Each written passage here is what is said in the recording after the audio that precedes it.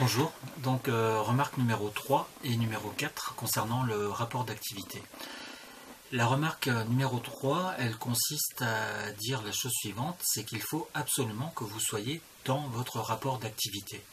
Souvent je lis des rapports d'activité dans lesquels les personnes font référence à l'ensemble des activités qui sont les leurs au quotidien et elles ne sont absolument pas présentes dans ce rapport d'activité.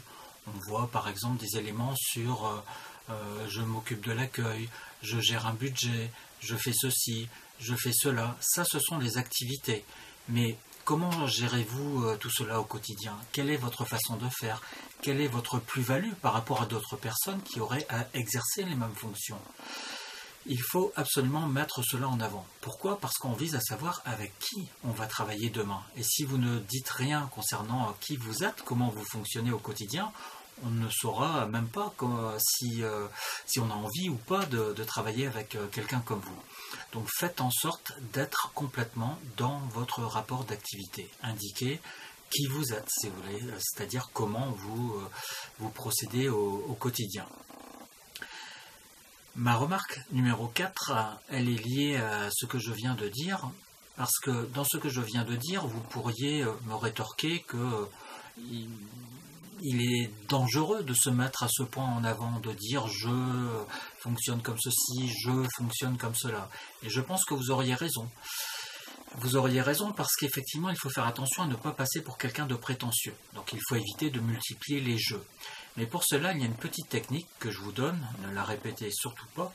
La petite technique, c'est la technique suivante. C'est une technique qui consiste, par exemple, non pas à dire je suis capable de faire ceci, je suis quelqu'un d'intelligent, je suis rigoureux, je suis organisé.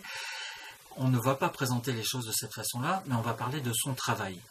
Autrement dit, au lieu de parler de soi, on va parler du travail qu'on fait, par exemple, depuis 10-15 ans, et on va dire c'est un travail qui demande de la rigueur, c'est un travail qui demande à être organisé, c'est un travail qui demande d'avoir des compétences d'ordre relationnel assez importantes. Et lorsque vous allez parler de votre travail, à votre avis, à quoi va-t-on penser? Et oui, on va penser à vous, c'est-à-dire qu'on va se dire que ce travail qui doit être fait de façon rigoureuse, de façon organisée, etc., c'est vous qui le faites, c'est vous qui le faites peut-être depuis 10-15 ans, et bien ça veut dire que si vous êtes toujours à ce poste, quand on vous a gardé à ce poste, ça veut dire que vous avez toutes ces compétences, à l'évidence.